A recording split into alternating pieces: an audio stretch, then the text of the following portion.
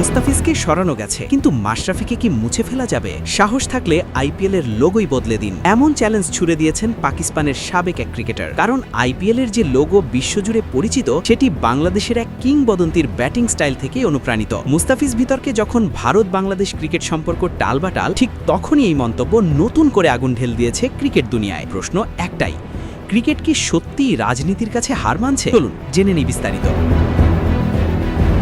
এখন মুস্তাফিজুর রহমান ইস্যুতে উত্তাল পুরো ক্রিকেট বিশ্ব, বিশেষ করে ভারত ও বাংলাদেশের ক্রিকেট সম্পর্ক যেন হঠাৎ করেই এক অদ্ভুত মোড়ে এসে দাঁড়িয়েছে। আইপিএল থেকে মুস্তাফিজকে সরিয়ে দেওয়ার ঘটনায় ক্ষোভ তৈরি হয়েছে শুধু বাংলাদেশেই নয়, প্রতিক্রিয়া এসেছে বিশ্বের নানা প্রান্ত থেকে।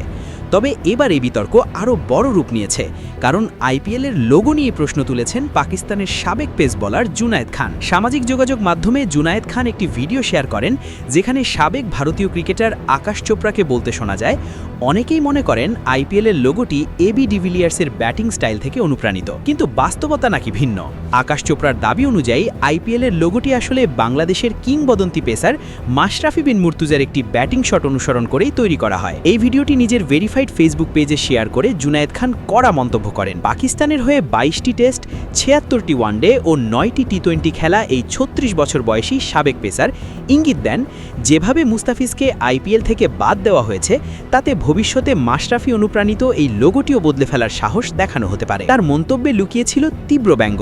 জুনায়েদের প্রশ্ন, মুস্তাফিজকে সরাতে পারলে কি তারা মাশরাফির ইতিহাসও মুছে ফেলতে পারবে? কারণ আইপিএলের লোগো শুধুই একটি প্রতীক নয়, এটি ক্রিকেট ইতিহাসের অংশ, যেখানে বাংলাদেশের নাম জড়িয়ে আছে এক অনন্যভাবে। উল্লেখ্য, মাশরাফি বিন মুর্তুজা বাংলাদেশের ক্রিকেট ইতিহাসে সর্বকালের সেরা পেসারদের একজন হিসাবে বিবেচিত। দীর্ঘ ইনজুরি, অপারেশন আর সীমাবদ্ধতার মাঝেও যিনি দেশের ক্রিকেটকে নেতৃত্ব দিয়েছেন সাহস আর আত্মমর্যাদার সঙ্গে। আইপিএলের ইতিহাসে মাশরাফির উপস্থিতি খুব সংক্ষিপ্ত হলেও তা স্মরণীয়। 2009 সালে কলকাতা নাইট রাইডার্সের হয়ে তিনি খেলেছিলেন মাত্র একটি ম্যাচ। এই পুরো বিতর্কের কেন্দ্রবিন্দুতে রয়েছে মুস্তাফিজ ইস্যু। নিরাপত্তার অজুহাতে তাকে আইপিএল স্কোয়াড থেকে বাদ দেওয়া হলেও বিষয়টি ক্রিকেটের বাইরের শক্তির ইঙ্গিত দিচ্ছে বলে মনে করছেন অনেকেই। বাংলাদেশ ক্রিকেট বোর্ড ও বাংলাদেশ সরকার যেভাবে ইস্যুতে অবস্থান নিয়েছে, সেটিকে সাহসী পদক্ষেপ হিসেবেই দেখছেন আন্তর্জাতিক ক্রিকেট মহলের একটি অংশ। ভারত বাংলাদেশ সম্পর্কের এই টানাপোড়েনের মধ্যে আইপিএলের মতো একটি বৈশ্বিক লিগের নিরপেক্ষতা নিয়েও প্রশ্ন উঠছে। ক্রিকেট কি সত্যিই শুধু ক্রিকেট থাকছে, নাকি ধীরে ধীরে এটি রাজনৈতিক সিদ্ধান্তের ছায়ায় ঢুকে পড়ছে? এই প্রশ্ন এখন জোরালো। সবশেষে প্রশ্ন একটাই, আইপিএল কর্তৃপক্ষ কি সত্যি এমন কোনো সিদ্ধান্ত নেবে যেখানে ইতিহাস আর আবেগকে সরিয়ে দিয়ে নতুন করে সবকিছু সাজানো হবে, নাকি মাশরাফির মতো কিংবদন্তির ছাপ ক্রিকেটের বুকেই অমলিন হয়ে থাকবে? উত্তর সময়ই দেবে, কিন্তু বিতর্ক যে থামছে না তা বলাই বাহুল্য।